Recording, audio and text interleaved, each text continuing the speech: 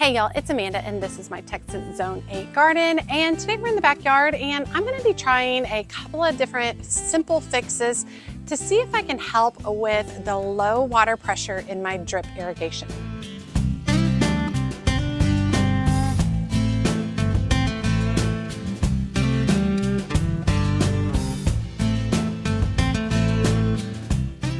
Okay, so I was planting up my ranunculus corms that I pre-sprouted, and I noticed that bed was the water pressure was really low. The drip coming out of the drip irrigations lines were really low. And so I decided that I would try a few different things to see if I can discover what the problem is. If I can't discover what the problem is, then I have a fix I'm going to try to help increase a better water pressure throughout my system. Now, I've set up my entire system myself. It's very DIY, and I'm sure it's probably considered Frankenstein. I kind of Frankenstein the whole thing together. It works for my head, and up until recently, it's worked really, really great in all of my raised beds. And with that in consideration, there's a few different things that we can check first off to see if there is an issue somewhere throughout the system before I start making some changes. So let me show you what that looks like. Okay, so drip irrigation is definitely a life changer in the garden world. So this is my system here. I've got 3 different setups of systems. This one is shade garden, this one's to the back half of the yard, and this one's to the front half of the yard. And this one right here is my hose, just for regular watering. I never run any of them at the same time. If I try to run all of them at the same time, they do not have enough pressure to get through. So we only run one at a time. So first thing I'm doing is I'm really just coming over here to check and make sure that I'm not seeing any kind of issues with water coming out of this. And so what I'm doing is I'm just turning it on the manual for a second. You're going to hear it pop on. All right, so I'm literally just checking to see if I have any water leaks over here. And it does not look like I do, so we're going to turn that one off. Let's turn this one on.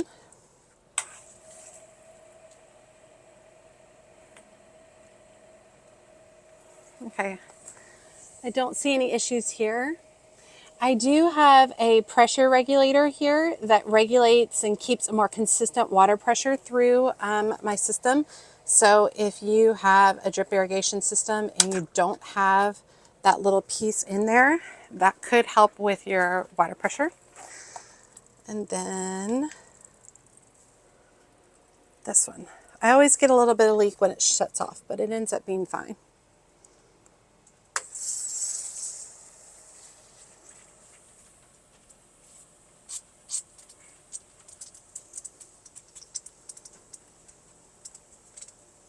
Okay, that one looks okay too. Okay. The one that I'm having the most issues with is this one. This one goes to the backyard. So we're going to go ahead and turn it on. And we're going to follow the line. So the line goes down here, runs all the way back here, and then it runs out behind the garden. And it runs all the way along the back of the garden. So basically I'm just going to walk the space, listen for any areas that we might have leaks. And this is a good thing to check. It's all along here.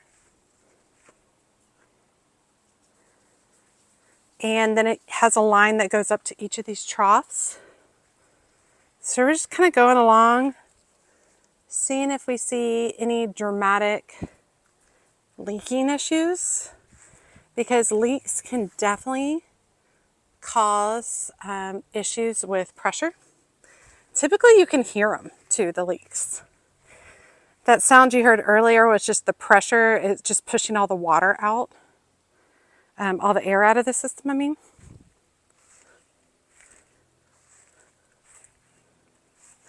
Okay, I don't currently see any issues.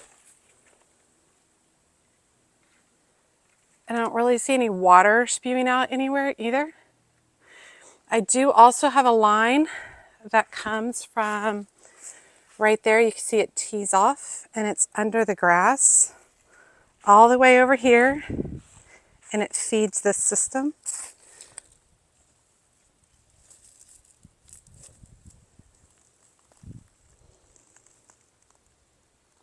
And I can definitely see all these working over here. Yeah, we definitely have good drip here. And let's go to some of the farthest point, and we still have good drip here. So all these beds look fine, including drip irrigation going up to this guy. Well, I'm not going to dig in there, but obviously from the state of these flowers, you can tell that it's doing really good compared to that guy over there, not so much. So let me step back here. Woo. Okay, so we have a big pipe, the 1/2-inch pipe running over here, and then it feeds all these 1/4 inches here. This has just a 1/2-inch pipe running off of there and then feeds there. So I'm not seeing any leaks. I don't see any cuts in the line. I don't see anything that is screaming issues.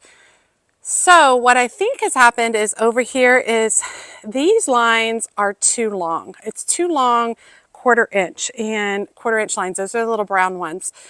And so what I think is the reason it's working well over here is because I have the 1/2-inch line going up, and then the part of this bed comes off the 1/2-inch line, so just by itself, and then everything else comes off on a different spot on that 1/2-inch line, instead of this one, which is long, continuous 1/4-inch line all the way across, which we don't want that.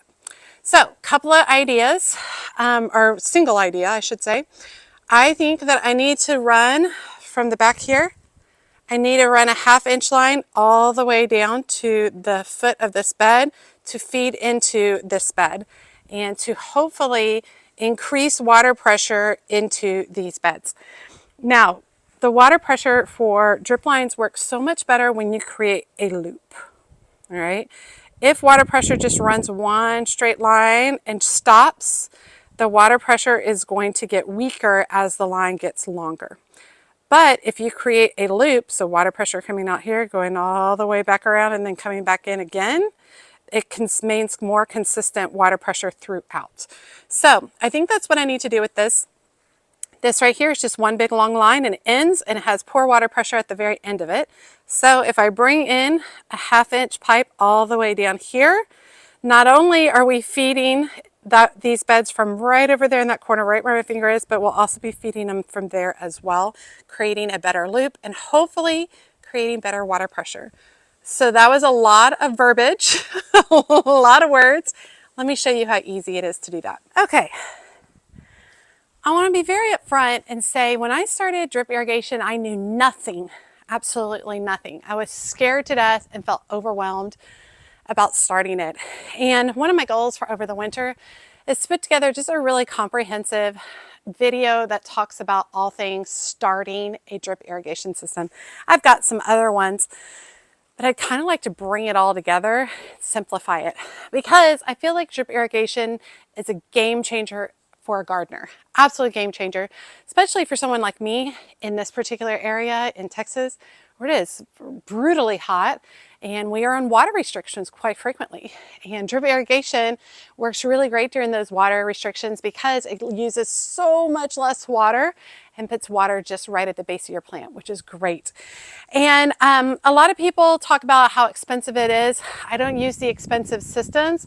I think you can probably start a drip irrigation system for $150 to $200, which I know is a lot of money for people. But it's such a game changer in the end, and I have no doubt it saves water, which will come back for you on your utility bills. But that's, of course, my opinion. You guys jump in there. Some of y'all have extensive properties, and the thought of adding drip irrigation to the whole property is just too much. With my property, it's not massive, but it's definitely not teeny tiny. I started with sections at a time, and I just kind of build and add on as time goes on, which is good and also rough, like what I'm dealing with right now. Now, we have to gain access to the closed pipe that's running all the way in the back. So right now, I have black pipe that's running all along the length of my retaining wall. It has no emitters on it. It's just a solid pipe that carries the water to wherever you need it. It only releases the water when you puncture and add something into it. So basically what we're going to do is I've got a T just like this. So we're going to look to access the pipe in there. We're going to make a cut in the pipe. So pretend this is pipe and then this is pipe. We're going to put end on end. We're going to do another pipe coming up the other end, just like that. All right. And you see this part coming down. That is going to allow me to run a long pipe all the way to these garden beds at the foot of the hill, the little slope I have right here. So I'm going to try my best to get you in here to see, but we're going to have to fight this beauty berry to see if I can show you guys. All right. First, I'm giving a quick look to see if I see any poison ivy. I do see Virginia creeper back here. But basically, I've got my pipe right here. All I'm going to do is make a cut in it. And you're going to see some water because I was just running water lines. And I've got my T. And this does take some hand strength. There are tools that will assist with this if need be, though. All right. So now I've got my T coming off just like that. Now we need to add another pipe onto it right there. All right. And we're going to add this pipe. And this is the one that's going to go. So very easily, we added a splice basically into our line, and now we can run it down to our beds. Okay.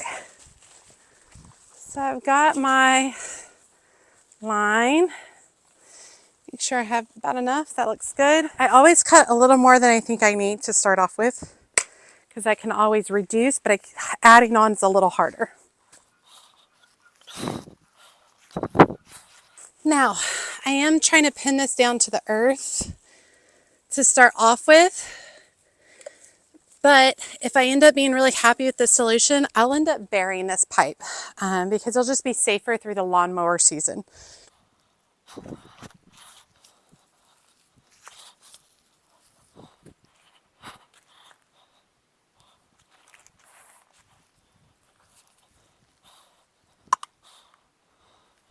Okay, so you could just leave it like this and run it up like that. This angle will eventually get a kink in it, which I don't want that to happen. So I've got a 1/2 inch corner piece right here. So I'm going to cut this off, find it close to this edge part as I can.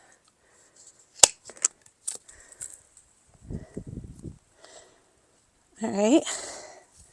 And now I can run a 90-degree angle of additional piping up. So I'm going to add on another piece of piping. Like that.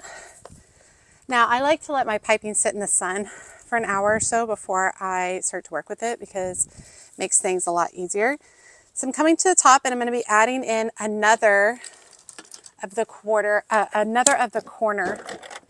pieces. So now we're going to go backwards with this.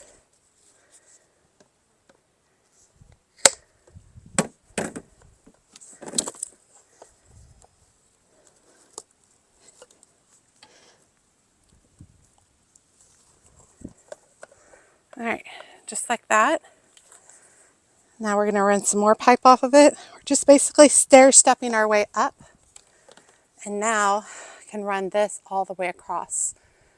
And it's going to tie in more stuff to the line. So let me show y'all how we're going to close that up at the end. All right, so we've got an open end right here. That is not going to help us. So basically what we're going to do is we're going to put a figure 8 in there. And you just put the figure 8 in. And then you bend your pipe. And then you slide it back. Just like that. And we will use a pin to pin that in right there.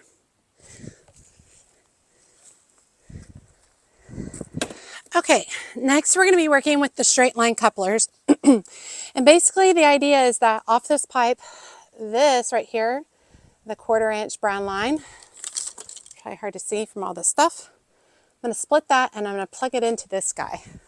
So instead of getting all of its water from one big long line, we're going to add a straight line barb into each side of this cut line.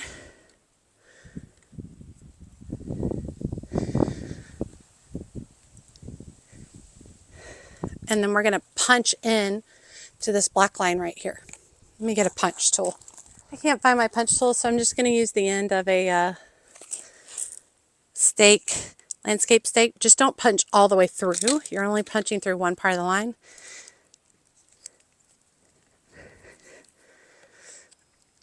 There we go. You'll hear a pop when it's in. Same thing over here.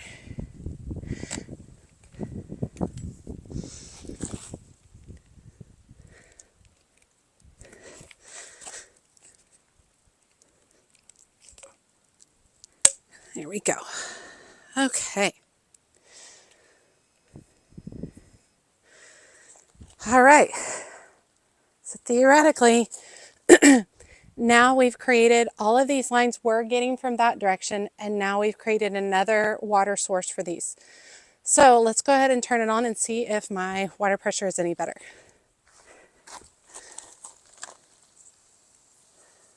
Okay, well, water is getting over here way faster, I'll tell you that.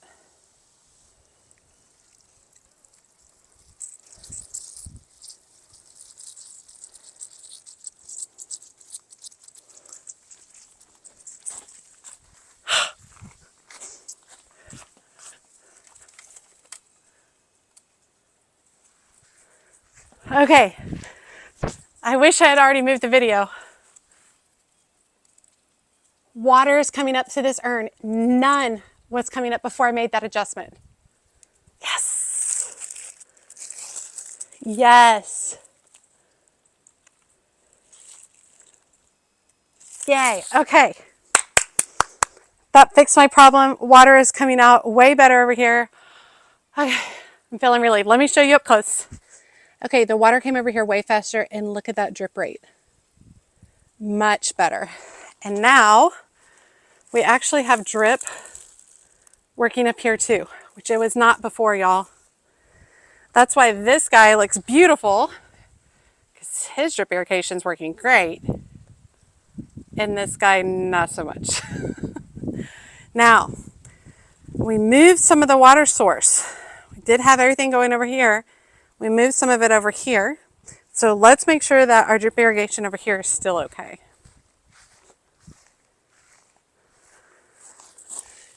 Yeah, we still look great.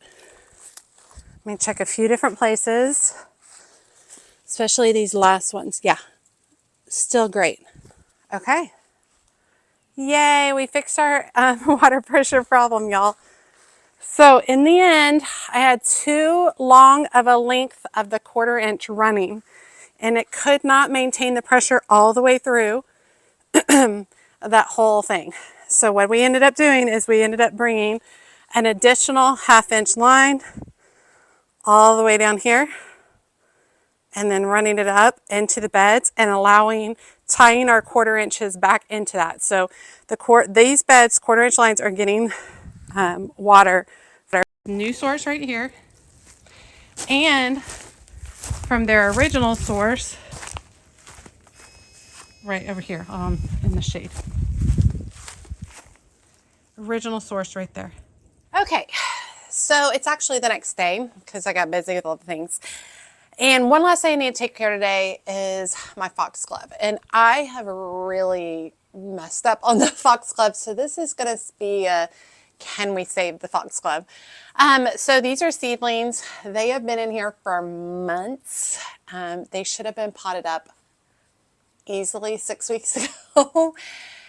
They're too little for me to put out in my garden because the areas I'm going to put them in are very robust areas that are still producing beautiful coleus and stuff in the front yard. So they should have been potted up to build root systems and blah, blah, blah, blah. Here we are. So I haven't gotten that done yet. We're going to go ahead and get these potted up. We're going to try to grow them on outside, continue to grow them on outside, and hopefully have them robust enough that I can get them planted in November. Now, November is later than I would typically suggest planting these. I would typically suggest planting these about 6 weeks before your first frost. My hopes is that we get a light frost and then we're warm again like we usually are, and I can go ahead and get these in. I think these can handle a little bit of cold weather. I'm not super worried about them, but I want to be able to get them in the ground in the front yard to make a beautiful statement, cottage garden statement in the spring. So let's go ahead and get these potted up. Okay, I'm going to be utilizing my favorite potting soil, which is Burger BM7. That I get from Homegrown Plants in Farmersville. And I'm repurposing my pots. So we're just going to fill up a bunch of those. I really want to kick myself for waiting too long on these. These were such a beautiful statement in my garden this last year. And some of these bloom first year. The Dalmatian varieties bloom the first year. I can't remember if Camelot blooms first year or not. And they're supposed to be perennial in my area. They don't typically come back very reliably for me in my garden. So the ones that I had in the front garden, I think they're done. There are a lot of varieties that are biennial as well. So they don't bloom till the second year.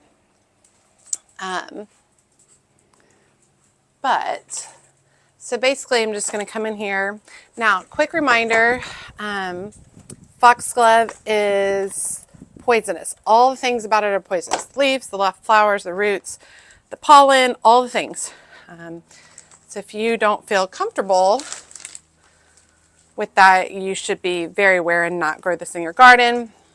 And then also after handling them, you need to make sure that you go wash your hands really well. Okay, I don't know if this table is good for potting up because I'm knocking everything over. And one of the reasons these aren't bigger is that when I moved them outside, I forgot to continue fertilizing them. So these have not been fertilized easily 6 weeks.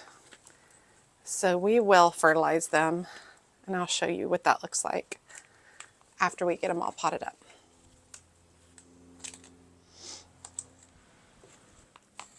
And one cool thing about these particular Foxglove seeds is that I harvest them from my own garden.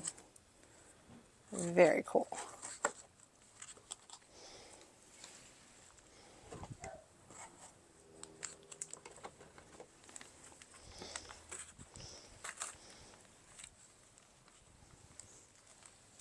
Okay, so next we're going to fertilize. I'm going to use my Alaskan fish fertilizer, and basically all I'm going to do is just put a little bit in, just a little smidge, that's it. And I'll fill that all the way up, and then I'll fill it up with water in there so it gets all mixed up, and then I'll add that to my trays.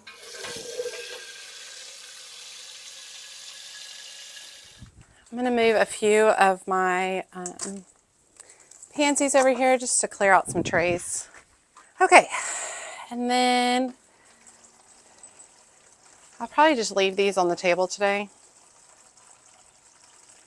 And truthfully, they should all be looking at least this size or bigger. Some of them are looking pretty rough. Anyway, we'll see if this helps. If I could get at least 10, that would be great. We'll see.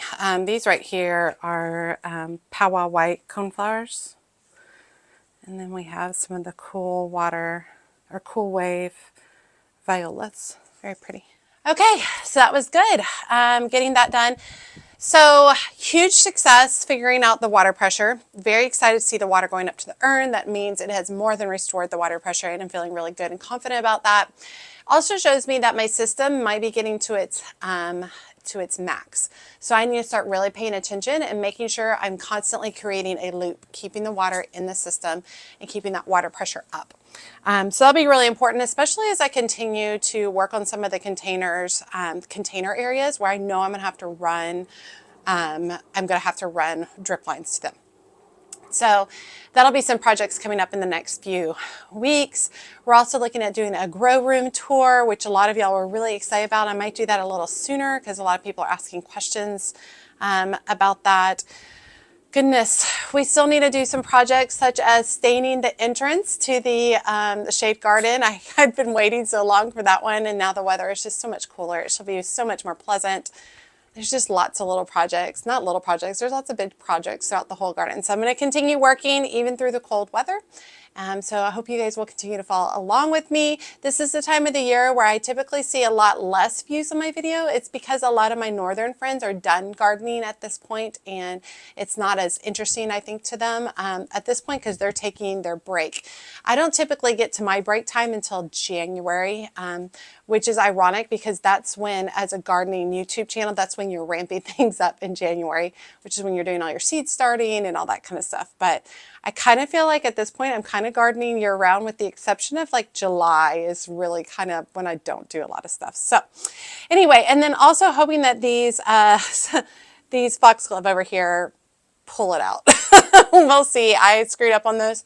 We'll see what ends up happening. I do think they can handle some frost, and I think if I allow them to develop some stronger root systems in these larger containers, they'll be fine when I plant them out. All right, you all, I hope you guys enjoyed today's video. Let me know what you're up to, or if you are in your time of relaxation, non-gardening, and it's winter time in your area. As always, make sure you like, comment, and subscribe to the channel. Every time you like and comment, it helps grow my channel so much. If you don't feel comfortable leaving a comment, just drop me an emoji below, letting me know you made it to the end and that you say hi. And be sure to check me out on my social media outlets, including Facebook, Instagram, and TikTok. As always, she's a mad gardener or a decorator or anything else that she wants to be. Thanks, y'all.